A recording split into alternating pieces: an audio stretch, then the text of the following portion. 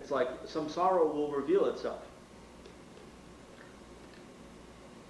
The suffering of change, the suffering of the various heaps, and just the suffering of suffering around you, like the fact that you're being born into a world where people are killing people and you have to grow old and suffer and die and all these things. Samsara will reveal itself, the ocean or the circle of, sometimes it's translated as the circle of life, the ocean of suffering, the river of sorrow, samsara, kurva. It's this cyclic existence that we all live in and suffer in. Same thing. You can almost see it in a metaphor of a war. One side attacks, the other side attacks. And the cycle of violence continues.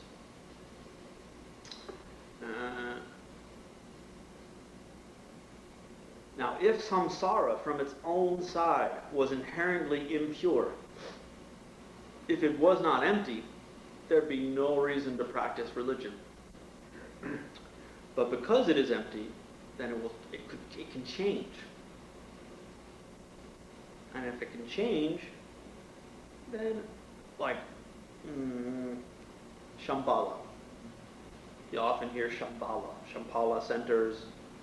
A lot of Shambhala going on around in the Tibetan scene. Shambhala is paradise. It's the equivalent of Gandhan or Sukhvati.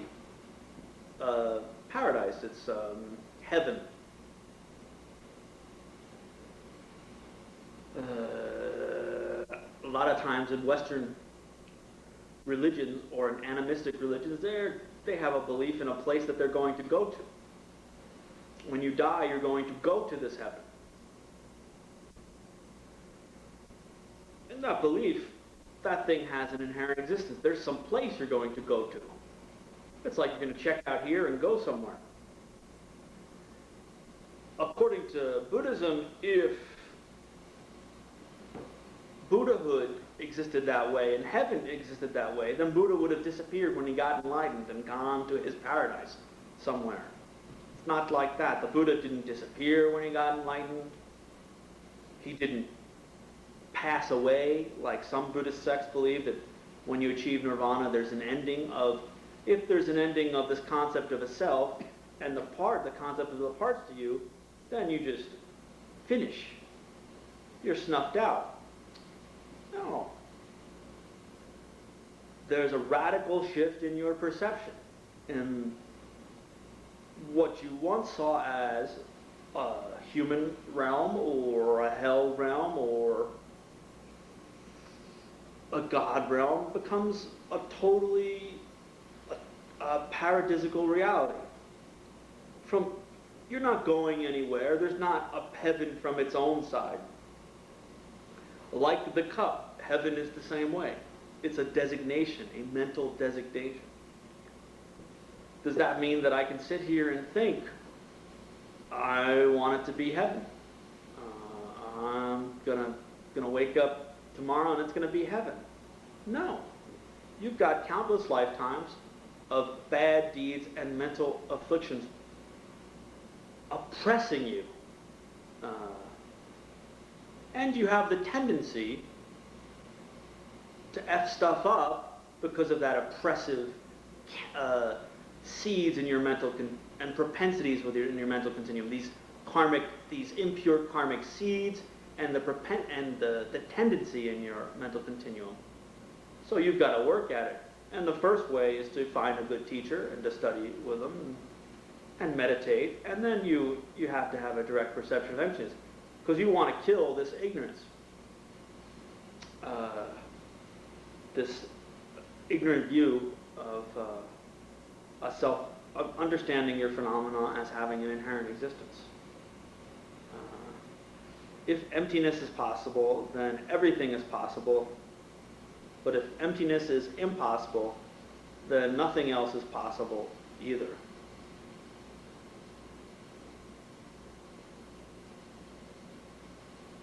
Well, yeah, and the second turning the wheel, the Prajnaparamita teachings, Lord Buddha said to Manjushri, when you see that composite phenomena do not arise, you will understand suffering well.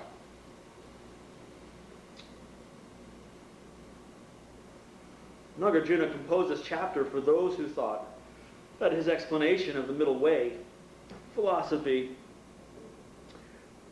refutes the inherent nature of everything. If it was that way, then there would be no four Arya truths. There would be no three jewels.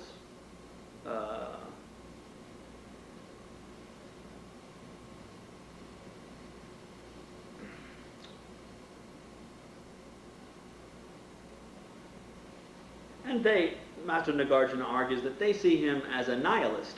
Some Western scholars see Master Nagarjuna as a nihilist. I guess nihilist.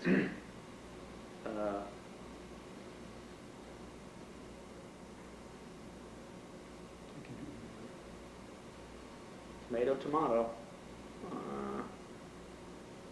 If I would have ran into Tibetan teachers who came from Kham, I would be talking in a very different, or thinking about Dharma in a very different way. They're like the southern boys of Tibet, they pronounce everything, every tone. I don't know how. I know Gyatso would be Gyamso. A different pronunciation. And they swear by their pronunciation. But I don't have the French. I'm sure the French would. However best I would say nihilism, I'm sure it would never be proper to a French person.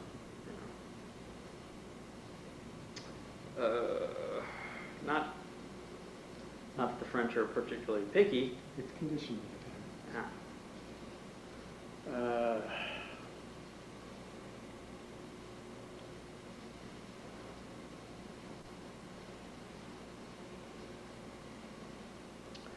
And Jetson Kappa just reiterates that emptiness here doesn't mean total non-existence. If emptiness meant total non-existence, there'd be no reason to practice the Dharma.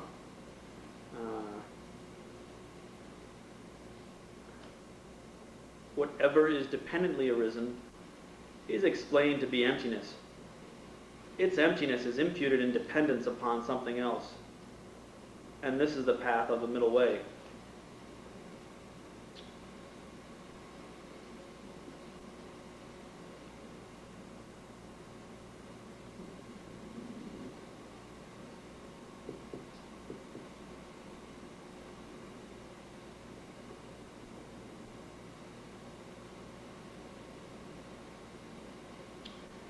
Here, Jetson Kappa brings out the metaphor of a chariot, which Geshe used to always bring out the metaphor of a automobile when talking about emptiness, as I did with the cup.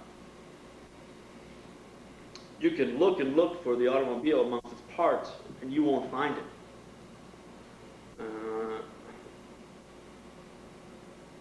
It's a mere designation. Geshe used to always talk about Tashi. If the boy Tashi had some kind of self-existent nature, that before they had a boy, there'd be no use for naming a boy. Tashi has to be named when he comes out of his mommy in the hospital, and then some daddy comes along and passes out cigars and names the boy Tashi. If some Tashi had an inherent nature, then as soon as mommy squeezed out puppy Tashi, then everybody would know that's Tashi. Ain't like that though. If I had an inherent nature, if from my side I had some kind of essence, then everybody would see me in the same way. Either as a good person, or a bad person, or as a neutral person. But there's radically different viewpoints about what kind of a person I am. All valid from their point of view. Well, point of view would be from their perceptions.